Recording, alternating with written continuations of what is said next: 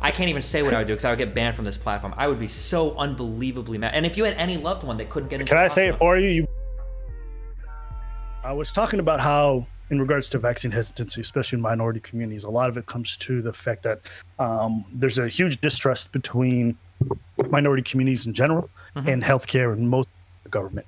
And I'm personally vaccinated, right? I kind of speak about that openly, but I understand, like, listen, my whole family, all the immigrant friends that I have, people from foreign countries, like they all refuse and they patently say they don't want the vaccine. And when you speak about it, they're like, they just don't trust it. And sometimes I think when it comes to the dialogue surrounding getting vaccinated, I think people don't take into consideration how poor of a job the government has done to foster trust between themselves and their citizens in general, but especially with minority communities considering the history. And so I think a lot of vaccine hesitancy and why it's higher per capita within those communities is due to that. yeah, maybe. I, I, you have. This is a hard one. I'd have to think about this. I don't think I necessarily believe when people bring up like. I know that it's really popular talking point online. People bring up like Tuskegee and shit, and like that's why people don't trust. Like, Not even just that. Black women, for example, and their relationship with healthcare is absolutely terrible and has nothing to do with just Tuskegee. sure, It's there's more so with harder yeah. times Go getting for it. prescribed like painkillers between like black people and white people, like making like presenting the same symptoms. You're gonna have more difficult times getting prescriptions and whatnot. I've heard of, not just heard of, this has like been a well studied issue. I don't know if like some issues with the medical system like necessarily lead you to like I don't trust the vaccine. I feel like it's more just like a general kind of like if I had to guess when it comes to minority stuff, I think it's probably more like a general apathy towards the system in general, and not necessarily like a specific targeted critique towards the medical system. Although, like, I don't necessarily, I can understand that point of view. Like, if you live in like a shitty. Okay, so I said general apathy towards the system, and then you were gonna respond. Yes. Okay. Yeah. So I think what you spoke about the system is true, but I think it becomes even more true when it comes to minorities in the relationship with religion. As a result of that relationship, they become extra hesitant when it comes to most things medically related because of that religious aspect. So yeah, the religious aspect. The second thing I was going to say was, oh yes, the mistrust of the system in general. Yeah. So I think that's a misconception that people have, but people can sometimes be super understanding of minorities' relationships with, for example, law enforcement, because they're like, oh, considering the history, I understand. But what they don't grasp is that that relationship with law enforcement is what they view when it comes to government in general, to some degree. It's how they feel about the court system. It's how they feel about most branches of the government. There's just a general disconnect between the public and those officials, but especially so for minority communities. Yeah, I can believe that. And so this is the point I was trying to make when I kind of looped it all back. I said the government has done a terrible job of kind of garnering that trust from their communities, right? And especially through this pandemic with the poor messaging, with the lack of accountability for mistakes that were made, it becomes very difficult to trust those entities when they're now telling you to do this. And I think people also have a weird idea of like putting anything in their body that the government absolutely mandates, even though logically you can look at it and be like, that doesn't make sense. People mandate you to do this or do that. When it comes to needles and things like that, I think just hearing that from the government, a lot of people do not like that idea. So For sure. I think that's like Why? So I'm curious. What do you think the government could do to better their messaging towards minority communities? Okay, so this is just messaging in general. I think the government could have done an extremely better job if they'd have just taken accountability for some of the mistakes that they made, or just their ineptitude throughout the whole process. Even admitting that, listen, guys, we don't know, and we are just going to try things because we aren't sure. There's a certain level of certainty that they've assumed when it comes to certain aspects of these conversations that confuse a lot of folks, because then they watch how things unfolded and they're like, no. And then also from a media standpoint, which is how I think most people get their information about government, the media has been extra confusing in regards to relaying information from every new study that comes out. And these are like kind of half-baked studies that haven't been going on for long. But when you hear about a study that says, well, guys, if you've recovered from coronavirus, then you are probably just as immune as people who've had the vaccine. Then you got another study that comes out that's just kind of half-baked that's talking about, well, listen, Israel has vaccinated most people, but they're still going to lockdown. When you have all these reports, for the people who are watching, they're looking at all this and they're saying, I don't get why we're doing what we're doing. And Andrew Cuomo is another great example. His mistakes and how it kind of killed a lot of the old folks and the lack of accountability there. The fact that he was removed for office for like some sexual harassment nonsense, when it really was more so about his mismanagement killing all those people and the lack of accountability there. People take notice of, I think, a lot of those things. Wait, I think my thing. What was the name that you said? With Andrew Cuomo. Cuomo. Sorry, for some reason I heard Yeah. the name. Yeah. Yeah. Okay. So hold on, real quick. Backing up to so what you just said prior to this, like, I do agree that there's been a lot of misinformation, kind of. I won't say misinformation. I'll say conflicting information, because it's not always misinformation. Sometimes it's you think one thing and then another study comes out and it kind of contradicts, and it's not right.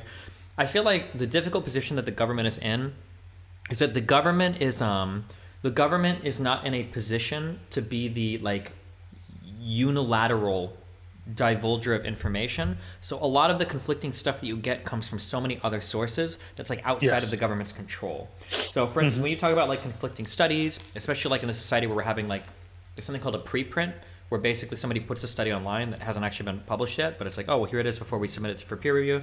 When you're in this type of media environment where everybody wants to report on the newest, coolest information way before it's actually been vetted or anything, I don't know what the government can do in that position to really like, to really like do it, because it seems like, we'll go for it. Yeah, no, I agree with you. I actually don't think that this is entirely on the government. I think the media plays a huge part in regards to how this information is disseminated. There's an irresponsibility there, because when people hear of a science study, they internalize it for the general population as this is a fact, right? Mm-hmm. They don't understand the nuance of a study, how it hasn't been peer reviewed, so they just hear a study came out that says this, and they're like, wow, okay, this must be legit. Mm-hmm.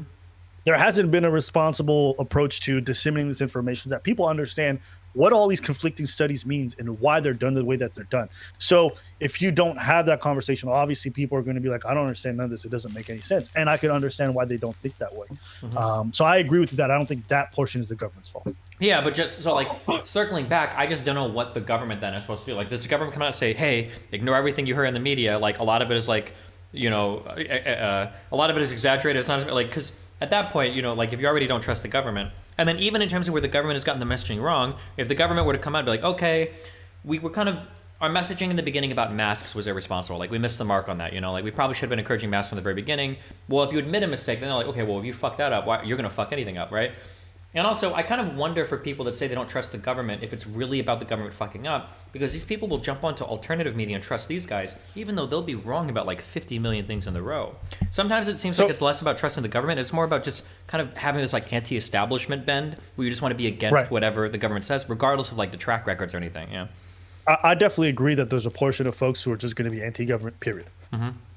But I think within every camp, there's always a people you can sway, or people who can be moved. Mm-hmm. And so I prefer to focus on that rather than the folks who are just absolutely conspiracy nuts and will just think the vaccine's a microchip that they're inserting inside. Like, I think I'm not a giant fan of like when folks kind of categorize the people on the opposite end as people who are always going to be no or unreasonable, because I don't believe that that's the case. Mm-hmm.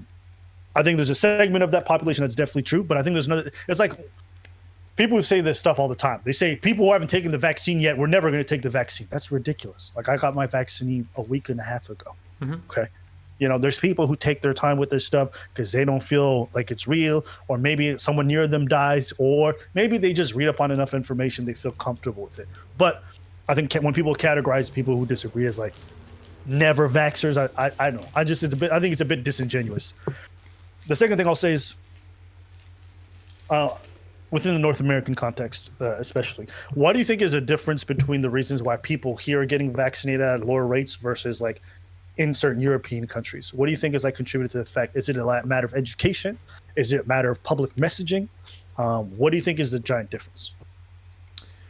I'm not as embedded in European culture as much, so I can only extrapolate, I guess. But I think that Americans in general have a far bigger fundamental level of distrust, definitely in the government, and kind of, I think, in academia.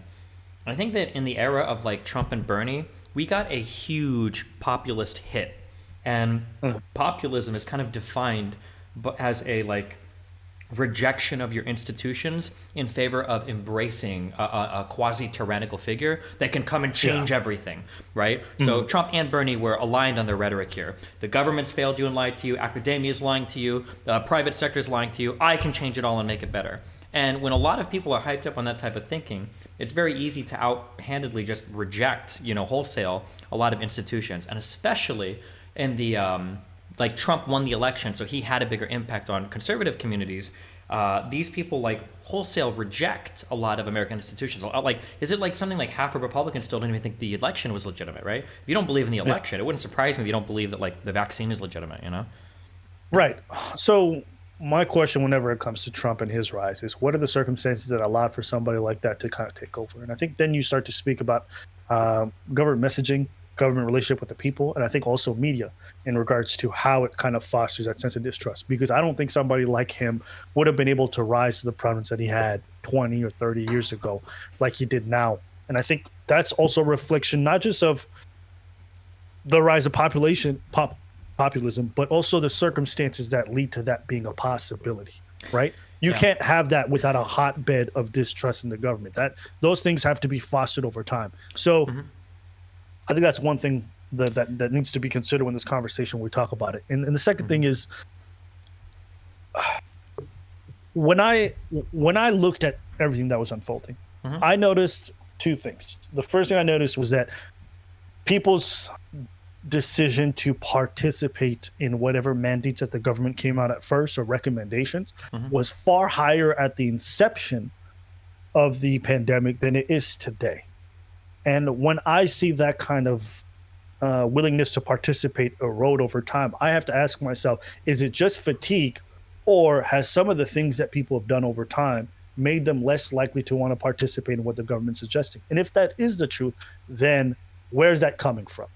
And I think a part of that, and I think, which was the initial point I made earlier, is when mistakes have been made on their part or when lies have been told, that made people look at them. I remember when the mask lie was definitely the big one at the onset that kind of shifted a lot of things for folks. Because it's like, these things could have helped us or protected us, and you told us not to get it to protect healthcare workers. Whereas I think people would have been far more understanding, though I don't believe that they wouldn't have bought masks, if they would have initially just said, listen, we need it for the healthcare workers because we think it's going to run out. I think when you do things like that and you lie to folks, it's hard for them to then look at you afterwards and be like, all right, we're going to trust your word. Does that make sense? Yeah, of course, I agree with that. I will admit it's a rough position to be in for the government. Like when you've got motherfuckers out here buying like truckloads of toilet paper, I can understand the worry because we didn't have the PPE in the beginning. Man, yeah, I am really, regardless of like left or right, I don't know, people still don't admit this. If Trump would have been more on top of this in the beginning, we would have done so much better. One of the most depressing things for me is seeing like once America kind of picked itself up and got shit figured out, we were making so many masks, we were making so many coronavirus tests, we got these fucking vaccines available to the whole country. If we would have been like on board, like on day zero, like taking this shit seriously, I feel like we would have had such a better time with it. I think speaking to like what you're talking about in terms of like why are people fatigued, I feel like part of the reason too is because America didn't have this is your lockdown date. It was more like every state and every city had like varying levels of kind of enforced mandates at varying levels of the pandemic that kind of came and went. And so we never really had like a country lockdown. A lot of states never really had like a full lockdown. And like as stuff kind of like comes in and out and opens and closes, like I just don't see us ever like going back to that closing and opening again. Cause like people are just like, this is dumb as fuck. Like why, who cares, Yeah. Yeah. You wonder if things would have been handled differently, where would we be at today? But, I'm going to be honest with you. I think it's kind of been true for a lot of different countries. And, just that kind of fatigue that we're talking about and all the protests that we're seeing. I don't know how large they are and how negative the sentiment is towards a lot of these mandates in other countries. But, just from some of the stuff I've seen online, it seems like there's been a lot of pushback. How do you stand on all this stuff? Real quick on that, I think that super depends on where you're from. I'm going by anecdote from my fiance because she was down in Italy and she tells me that when you go to like Southern Europe and those countries that got hit hard, those people are very anal about masking up and shit. They take it very fucking seriously. But like when I've spent time here in Northern Europe, like in London, they've got signs everywhere saying you have to wear your mask. Only like half the people in the subway actually wear masks. Or like here in Sweden, like nobody cares. So it might just depend on How badly hit you were? Yeah, yeah, and that also that's just what Melina tells me when she was going down there, because she said like holy fuck, like every restaurant, like everywhere you go in Italy, like people are really big on like wearing masks and shit, but they also got like super fucked by it. So maybe it depends on your firsthand experience. Yeah. And also, it's a question of, is that just the businesses wanting to stay open, or is that like in the government mandate? Because some governments have been far more strict about these kind of things and even revoking license than other places. So I don't know if it's necessarily a reflection of the will of the people and necessarily more so a reflection of the governments and their decisions to make these things happen. So I question all those aspects, but I haven't been in Italy, so I can't really say. I said this earlier. I was. How did you feel about the passports? As much as I hate to say it, because I worry that like this is the thing that actually ends us, as hyperbolic as that seems. I remember I joked, like, I think I made a joke on my stream like 3 or 4 or 5 months ago where I was like, imagine if this isn't, because I think like, dude, my whole timeline is fucked from all the coronavirus stuff. I think it was like 5 months ago or 4 months ago where we were starting to come out of it and we were like, oh my God, the mask mandates are going away. Like we're getting outside again. Everything's going back to normal. And then I made a joke on my stream and I was like, what if this is actually only phase 1 and like India and all these other countries that are having these infections, what if we get these mutations and we're actually like just at the start of like a 10-year horrible fucking experience? And now I'm starting to wonder, because are the daily cases worldwide higher than they were in the peak before? I know in some states they've gotten to that point. I don't know if they've gotten to that point worldwide, but yeah, fuck. Circling back to answering your question, a really smart friend a long time ago posed me this question, and he said, don't ever give the government the power to do something that you wouldn't want the government to be able to force you to do when the opposite party is in power. So like, and so I kind of wonder, like, if you did a vaccine passport, is it possible that like, could Trump have given us like a hydroxychloroquine passport where you had to take whatever crazy fucking drugs, like the Republicans wanted to push at the time in order to go anywhere? And I don't know. I don't think that those types of things are being mandatory are compatible with how we view like our freedom and autonomy in America. But I am in favor of them mandating it for like public schools. If a job wants to mandate it, I think that's fine. Yeah, I actually agree with that take. I said something similar. I said I'm not, private businesses want to mandate these things. That's one thing, but I think government one. But I think the counter argument that I heard was, if the government's not involved in the program or facilitating it in some way, shape, or form, how are these businesses going to be able to set this kind of program up? Which I don't know how true that is, but I thought it was an interesting reply. Because it would be a HIPAA violation to demand vaccine records? Or yeah, I mean, then you have to look at the whole legality of thing. You imagine going to a restaurant, they're like, "Let me see your papers." I don't know. It just sounds strange to me. I think I kind of stick on this stance that I kind of kept from the initial point. I was against the passports themselves, the vaccine passport specifically, but I was completely for the vaccine. I don't know. You know what? I'll be the first to admit, and I think this is important for people to say when they have these conversations, because a lot of people speak as like these positions of authority. I feel very ambiguous about a lot of things. I feel very uninformed about certain aspects of this pandemic and what is the right course going forward. The only thing that I really believe firmly, and I'm convinced of, even though it's a completely baseless take, I don't think this is going away. I don't think this pandemic, COVID, is ever going to go away. I think it's going to keep mutating. It's so highly contagious. It's going to just go to a separate country and just constantly stay there. I think it's going to be like the flu in the sense that we're never going to completely get rid of it. And I firmly believe that. I hear people say, well, we'll get rid of COVID. I'm like, I don't think that's ever going to happen. What do you think? Here's the problem, and nobody thinks about this. Do you remember back in the very beginning that a study came out, and Republicans threw this number around so much. A study came out, and it said 2 million dead in 1 year from the coronavirus. And Republicans threw that number around. They was, you guys said 2 million would die. It was like 300. You said 2 million. You said 2 million, 2 million. What that study said was 2 million was like the upper bound on There's a name for data where if you draw a line and you draw like if it's really bad, it could be this, and if it's really not bad, it could be this. I think it's called having a big tail on your data. There's like a term for that. But basically, if we did nothing, a whole bunch of people would die, right? My issue is that in 2020, I always say this, but I don't actually know what the actual number is. I think it was like something like 300 or 400,000 people died of the coronavirus. How many people USA died 2020 coronavirus? It must have been around like 300, 400,000 people, I think. If that is the case, right? And people say like the coronavirus is going to be just like the flu. I think flu cases in the US have dropped like 98%. So we have done so much lockdown, mask, social distancing that we have gotten flu cases down to that level, and we still had 400,000 deaths from the coronavirus. If that's the case, then the initial estimate of 2 million deaths if we did nothing actually seems like it was really low. Because now it seems like if we did nothing, maybe it's the case that like 5 million people would have died or 10 million people would have died. Because if our lockdown measures were effective enough to almost completely eliminate influenza infections, well, fuck. What does the coronavirus look like, especially now with these far more infectious variants look, with absolutely no mandates? And that's kind of the thing that I worry about. Because I think, can we bear 200, 300,000 people a year dying from a coronavirus? We can. It sucks. It's like 10 times more than the flu, but we could bear that. But could we bear like 100 times more? If we were losing like 6 million people a year? No, that's way too much, you know, I think we say these numbers, but I think we also have to also be honest about the fact that at some point this kind of thing tops off, in the sense that there's only so many people who are going to be susceptible to the virus. It's not like the whole population. So this is not something that can exponentially rise into infinity. There is a cutoff point where this virus doesn't affect a lot of people. Sure. You know, so I get the whole idea of exponentiality, but even the people who are susceptible to dying to the flu, it's not like if everyone got it tomorrow, this thing would just skyrocket into the moon. Most people are going to just be perfectly fine from suffering for it. So yes, do I agree that the figure was probably low? Sure. But I don't think it's nearly as much of a threat to vast majority of people as the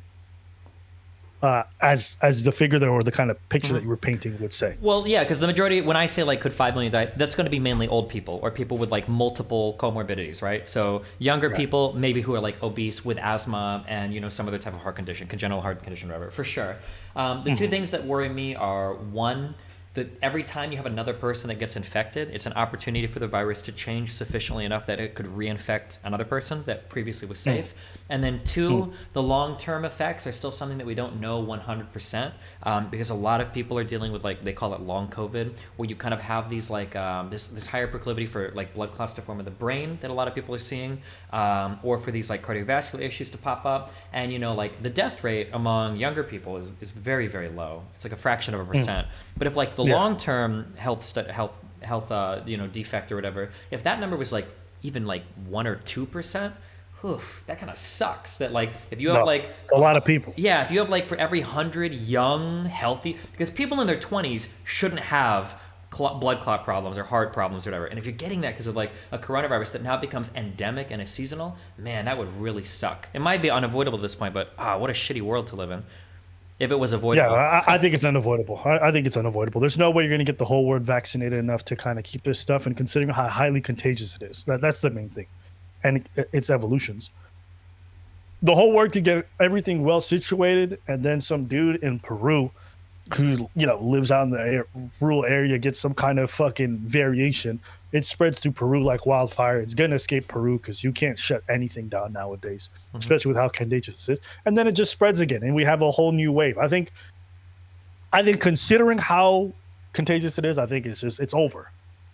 This thing is here to stay. But even if that was the case, I think that in one world, maybe with social distancing plus like a 90% plus or whatever vaccine rate, maybe we can like actually get rid of it, or at least get it to very minor outbreaks. But in the other world where it's here forever, I think in that world, I think there's an even stronger argument for everybody getting vaccinated. Because if we are going to be having like tens of millions or over 100 million infections in the US every year, at the very least, the vaccine gives you this like 95% protection from like serious hospitalization. Because that's the next problem that people are having, is that like even if there aren't a lot of people dying, now all of our fucking hospitals are filling up. And man, Yeah. If my kid had an issue where he needed to go to like an emergency room or an ICU and it was full of unvaccinated people like taking up beds, I can't even say what I would do because I would get banned from this platform. I would be so unbelievably mad. And if you had any loved one that couldn't get into Can the I say it hospital, for you? You about to let them unvaccinated people go? You're about to send them to the other side, so your kid who's vaccinated and made the sensible I would have to choice. hit up Rittenhouse to see what lawyer he's got for his like. We would be on that level of like I would be so, and like you're starting to hear more and more stories of like some of these ICs filling up, and it's like, whew, that's a really scary place to be in. Yeah, so like, man, it's so easy to just get vaccinated. Fuck yeah, but yeah, go ahead.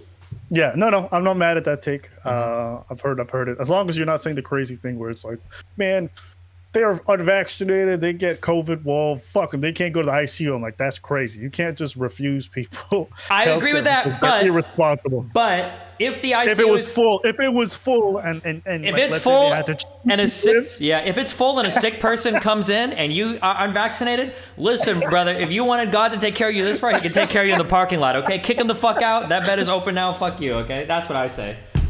Hey, I'm not mad at that take. It's not. At least it's sensible. I think some people are going crazy. Like I heard some people who are pro-vaccine talk about, excuse me, if you're unvaccinated, don't go to the hospital. It's like, what? You want to say the same thing about fat people or people who get shot? Yeah, that's a slippery games. Like, yeah, it's a slippery. You can't do that. I think people don't think about like the implications of what they're saying. But I'm not mad at the take that you had. I will say, in defense of their more extreme arguments, because I do think it's a slippery slope to deny healthcare to people based on things that was in their realm to reduce the possibility of having. The only thing I will say, though, is that one thing I can understand for the frustration, having somebody that comes into an ICU that had a heart attack was fat, becoming not fat, that's a lifelong, like, whole lifestyle change. Getting vaccinated is like a 15-second trip to, Vons or Kmart or Walmart or whatever. Like, it's a much simpler process, but yeah. I mean, you don't even have to take that example. Maybe you were moving around with a gun and you shot yourself. Sure. Like maybe you did something stupid or negligent, right? You don't have to. It doesn't have to be something that's like fat, but Sure. You wouldn't refuse someone health care, because their actions directly impacted the end result, right? Yeah, so for sure. Yeah. I think that's the slope that people would be going down. So I'm not a big fan of that. But yeah, I mean, listen, man, I think we all have a bit of COVID fatigue. Do you ever think about? Okay. It's out here. All right. It's everywhere. We're going to be doing these lockdowns. There's new variations.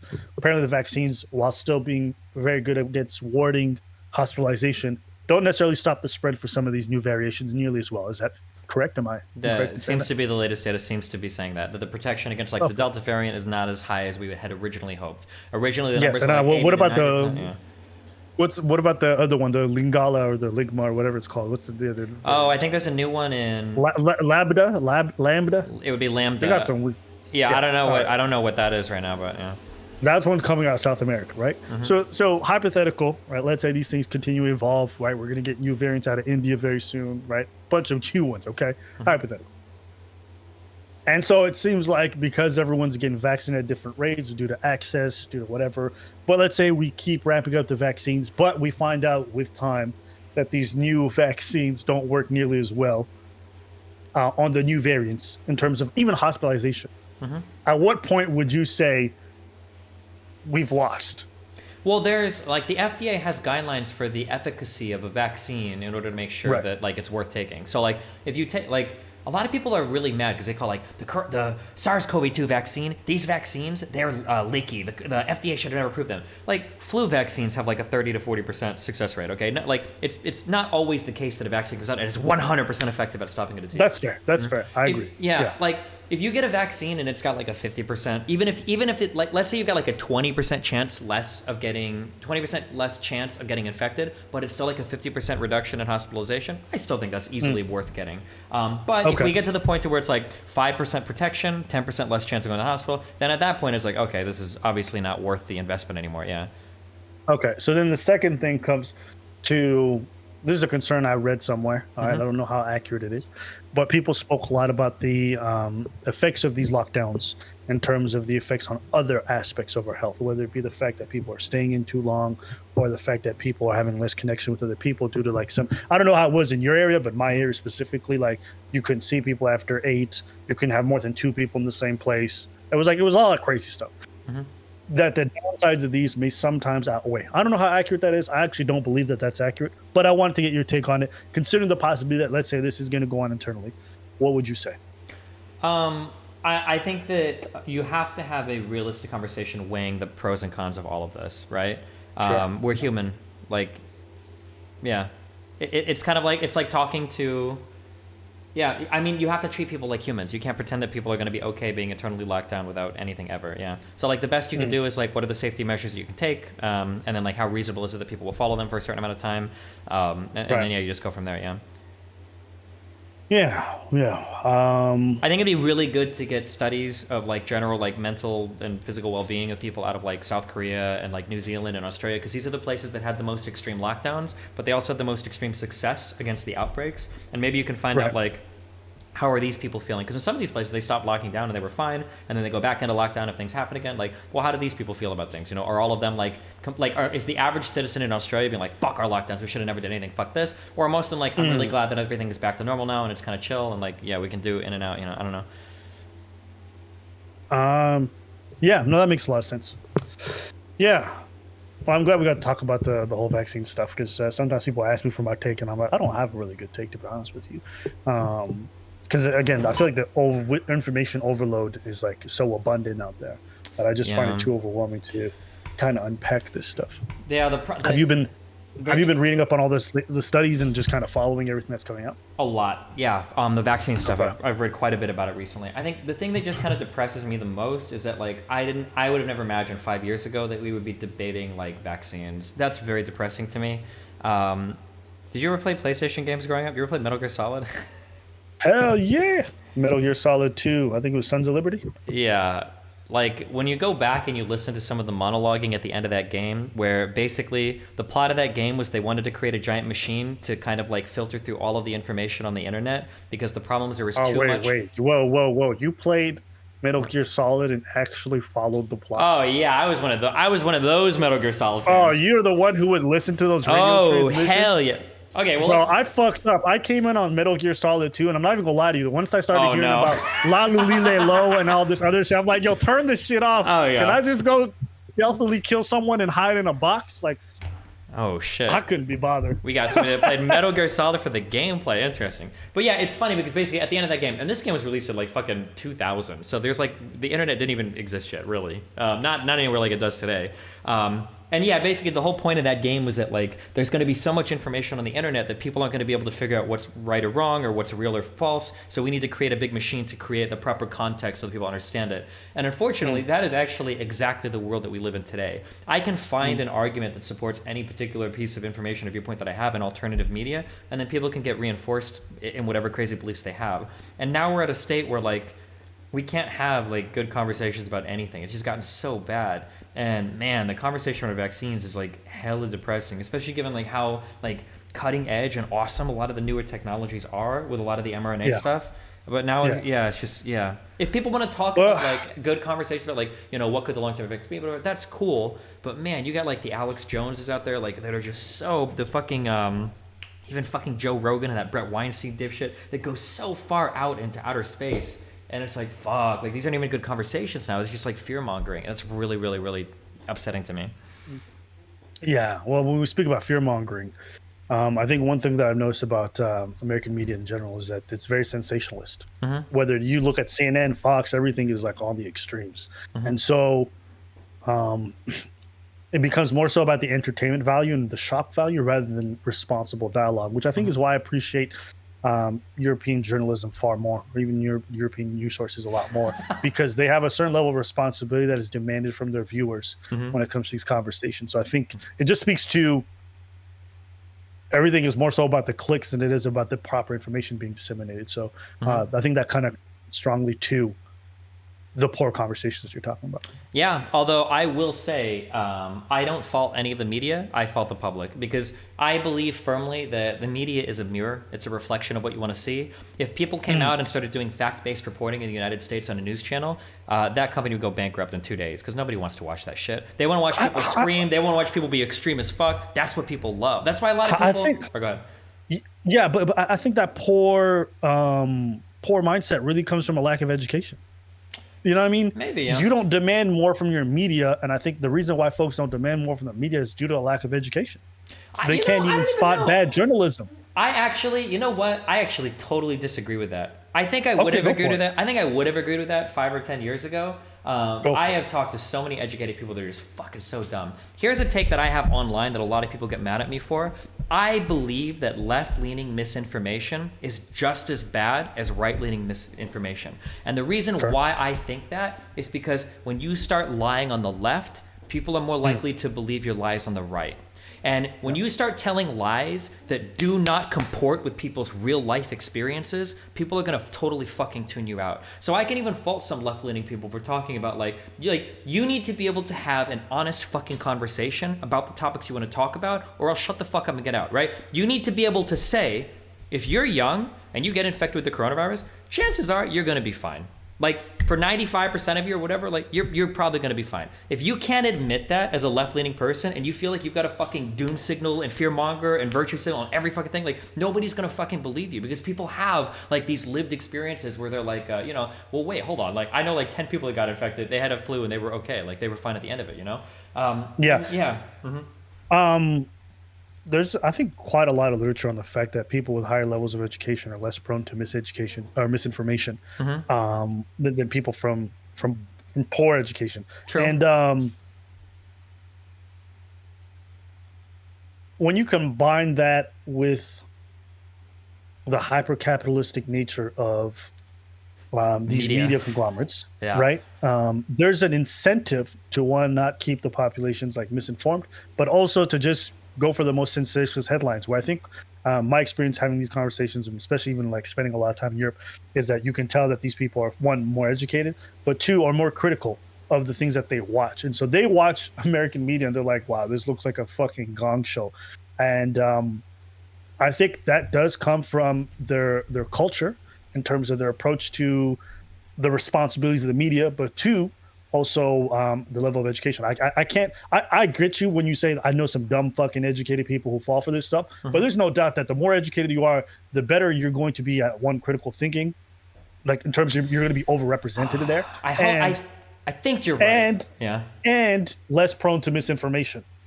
I want to say that you're right, but when it comes to the topic, okay, I don't know where you stand on this actually, so we might actually run into a huge, big disagreement, okay? Let's do it. Here is something that I have gotten so unimaginably fucking frustrated with, okay? Okay, I might be burning our bridge right now. You actually might hate me after this. I don't know where you stand on this at all, okay? I think Why are we saying burning a bridge? Because if we disagree, we just disagree. All right, we'll see on that, okay? We'll see.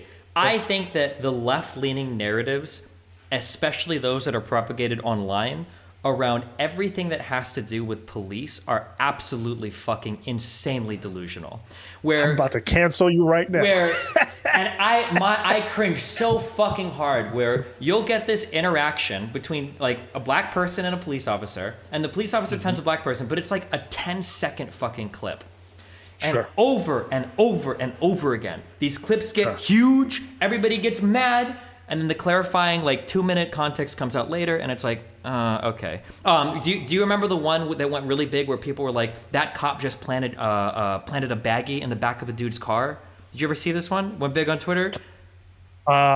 Listen, I'm not on Twitter, so I wouldn't know. That's good. I'm gonna be honest with you, like, I don't think your take is that spicy. Okay, yeah, but this is something that is massively overrepresented with highly educated people that are like predominantly highly socioeconomic. Like if you look at the demographics for Twitter, they're predominantly white, predominantly like educated, like more so than the average population, much higher socioeconomic status. These are the people that you would expect would be like, oh, overrepresented for high critical thinking skills. Like if I were to look at the demographics of Twitter, I would be like, oh my God, this must be a really good place for highly informed intellectual political discourse. And it is dog shit. Because of the education. Why would you think that? Because of the education and the socioeconomic demographics. You'd be like, these are all critical thinkers. And they're not. They're absolutely not. It is like, I think the problem you're encountering is, one, you're having these conversations online. I think you already have a bit of a bias in regards to like a selection bias, because the people who spend most of those time having these retarded conversations online are rarely going to give you the most informed takes, right? Like, I'll be honest with you,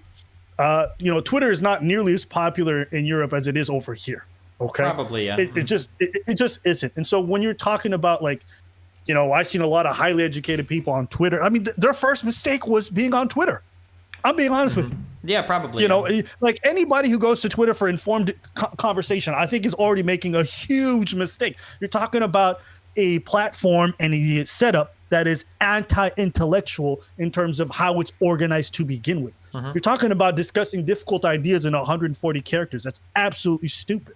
So when I hear any take that comes out of Twitter, I already look at it with a grain of salt because I'm like, why the fuck are you on this retarded platform? Yeah, that is true. But like, I am very confident, unless you start to get into like maybe like the master's thesis people, the PhD holders, or like the lawyers and the doctors. If you go and you ask like the average college educated person, like, hey, like, where do you get their news from? They're not coming at you with like, oh, you know, like for on the ground reporting, I only trust AP and Reuters. You know, like I'll do like a variety of sources. Sometimes I read the BBC. Sometimes I'll check out Al Jazeera. Sometimes like they don't give you answers like that. They're like, oh, I don't listen to Fox or CNN. I'm really well informed. I listen to like this podcast. You know, I listen to like. Jimmy Dore, or I listen to this like really left-leaning like podcast person on fucking YouTube or whatever. And it's like, are they really like that much more informed? And I don't know. But here's the thing. My argument is not that they're not highly educated people who are not susceptible to this stuff. Even when you bring up the things about like videos of police officers, like people can be susceptible to misinformation irrespective of their education. What I am trying to say is if you're thinking about critical thought or being less prone to it, you're going to see an overrepresentation of people who are less prone to misinformation amongst people who are highly educated. I don't think that's a far stretch. That doesn't mean that your reality of seeing people have these stupid takes about a 10-second video on Twitter aren't true. I'm just saying that even considering that, higher education level is the better informed, the more you're encouraged to have critical thought, the more likely you are to be skeptical of maybe things that are taken out of context. You know, that's what it really comes down to. So I don't disagree with what you're saying that you've seen. What I am saying is, irrespective of that, it still doesn't change the fact that the more educated a population is, the more likely they are to be less prone to misinformation.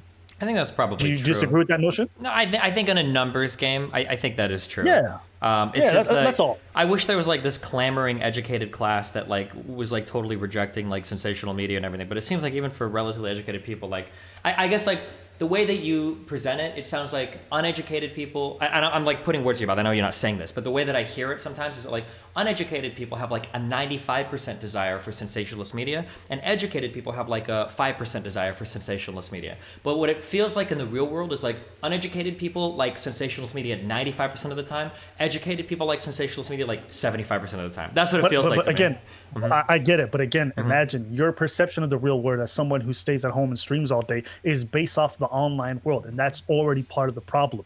I can assure you that a lot of folks who are highly educated do not spend their days posting on Twitter about their dumb opinions, right? So you just don't have the time. Like when I'm having these interesting conversations with people who seem far more informed, it's certainly not people that I've had to meet online, and it's certainly not people who like. You have to imagine, right? It's like when people go to comment sections of YouTube and be like, oh my God, these people are fucking crazy. What's wrong with the public? Think about the mindset of people who actually go through the process of even posting a comment. The vast majority of your viewers who are sensible, right, are not even going to post a comment. They're never going to even participate in most of this shit. So I would question whether or not there's a selection bias when it comes to these conversations. Because just even participating in this online discourse with a highly politicized opinion already tells me that you're probably selecting for like a exactly. I would so 5 years ago I would have agreed with that 1,000,000%. Especially because when you look at like these types of takes that you get, it'll be like everybody online would freak out over like this random person tweeting with like like 2 followers or 2 likes, and it's like, what are you doing? Like nobody actually thinks this. Like this is just like you're looking at like extremophiles online. One of the things that makes me more concerned about kind of like the radical rhetoric online is how so much of that bled over into the 2020 elections.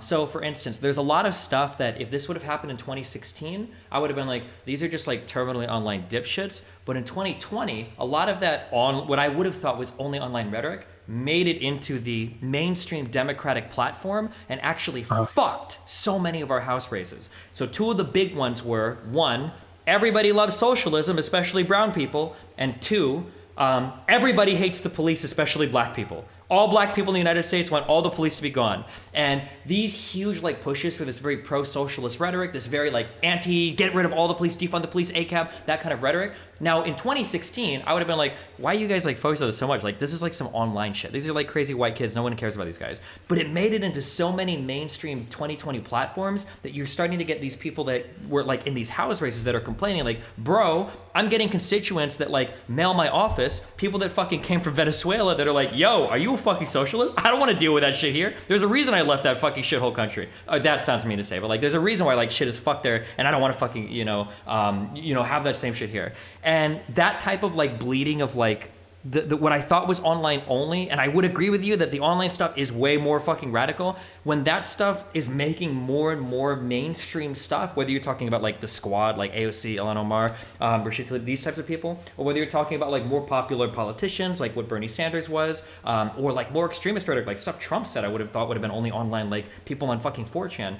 That kind of stuff makes me worried. I agree with you that it is concentrated online, but man, I see so much more of it. Like, you got to imagine, like, QAnon, that's an only online thing, and now, like, 48% of Republicans think that, like, a lot of Democrats are involved in satanic child rape sex cult shit. And that's, like, real-life shit now. It's like, what the fuck?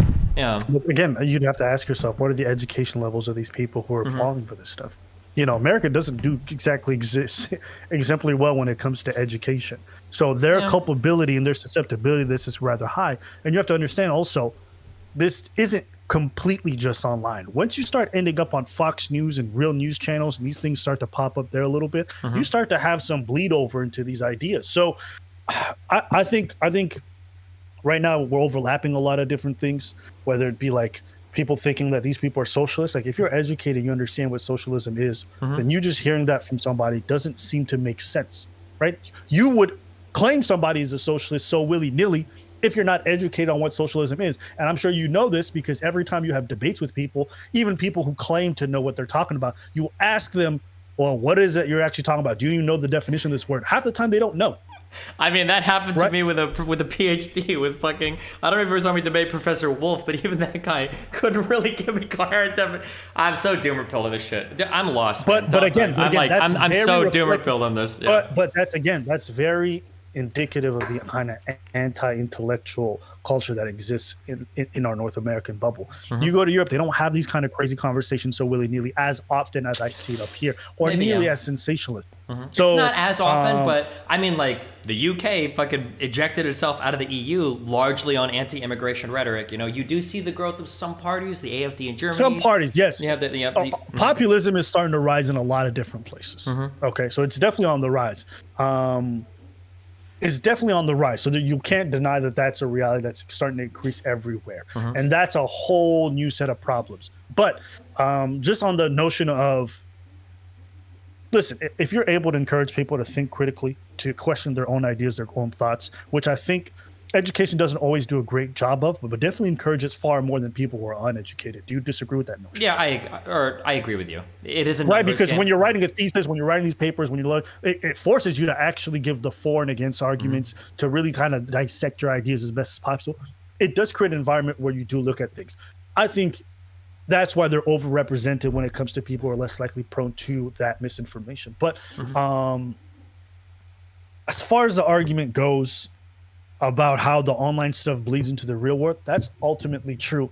But I think it's overrepresented online, and I would never take my cues from there to determine what's going to happen in the real world necessarily. That doesn't mean it doesn't bleed over. But even if you take like the what was it, the inauguration? What was the Capitol Hill protest? The January 6th what do they stuff, call it? yeah. Riots, whatever it's called. The numbers weren't nearly as high as you would expect it, considering all the talk and the lingo that was happening online. Doesn't mean there wasn't a lot of people, but I'm pretty sure that if we really were expecting the Trump base to come out as strong as it did, you would have expected more people, no? Potentially, yeah, sure. I think that this goes back to the misinformation thing. It seems like people on the left have to exaggerate the fuck out of everything. I think the January 6th stuff was insane. I think it is a historically like a really bad thing. But yeah, people on the left will have it to be so much worse because for some reason they can't just say what happened. They have to exaggerate the fuck out of everything. But when you do that, people in the middle that might otherwise agree with you are like, well, hold on, if you're lying about this shit, I don't know what the fuck else. And then you foster that distrust, yeah. Okay, yeah. So I'm probably not going to go into there because Mm, honestly, when it comes to even the rights, I'm not that well versed. I didn't read up on it enough, sure. so I'm gonna let that one go. But yeah, if I think it's good when you have a population of people who can look objectively at what's going on and have their own set of questions that are not just based in complete conspiracies or their inability to understand basic science, Hmm. but more so from a healthy sense of skepticism when their political officials may be trying to manipulate them or to get a call to action based off of pure emotion. I think when you have a population like that, it's a lot easier to hold your officials accountable. Um, when you're used to civil discourse, when you expect it and you encourage it, and you see your politician acting in a sensational manner Hmm. and it doesn't work for them, I think it holds them to a higher standard.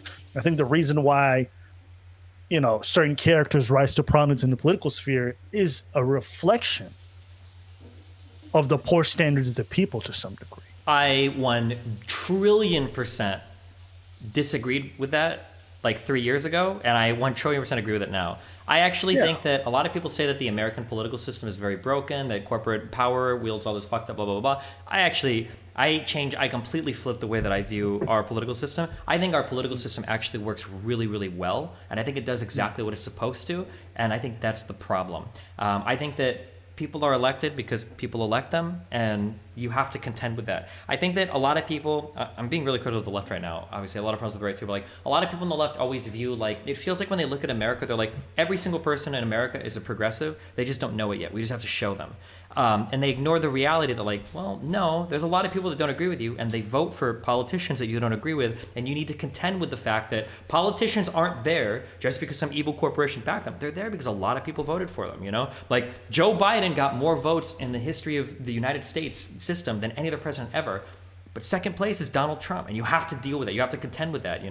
And First question: whenever I see those kind of numbers, isn't it just a reflection of the fact that the populations are rising? that is I always true. wonder. But the turnout Like people percentage. like the most amount of votes. Yeah, I'm no, like, no. yeah, because there's more people that exist in the United States today That than is they true, did but that's 5 not years. always the case. Like Obama had like record turnouts too that weren't matched. I don't think until the Biden stuff. But like even as like a percentage for voter engagement, it was like very, very, very high as well. Yeah, but Yeah, I question whether that voter engagement is not just a result of like fear. You know what I'm saying? it Like could be, when but you're I'm just just saying that like, terrified of what the other guy is, you're like, oh my God, I don't want 4 more years of this. I question whether that voter turnout is actually enthusiasm for one candidate or complete fear for the other. yeah. I'm just reluctant to believe I mean, it's enthusiasm. there's probably a combination on both sides. I would imagine people scared of the Yeah. Democrats of socialism, people scared of Trump and Republicans, and yeah, I think that I think people need to spend more time like finding common ground with the other person and trying to slowly convince them of their ideas that way. Other than earlier, you talked about how like people treat people as like unreachable, and it's like I agree there are some unreachable people, but that's like 1% of the population, not 50% of the population. You can't pretend that every single person that voted for Trump is completely unreachable and will never be on your side because it's like half the fucking country. What's wrong with you? Yeah, that kind of shit like really triggers the fuck out of me. I agree. I agree. Consider you're triggered. You want to talk about Metal Gear for a little bit? I'm fine. We're good.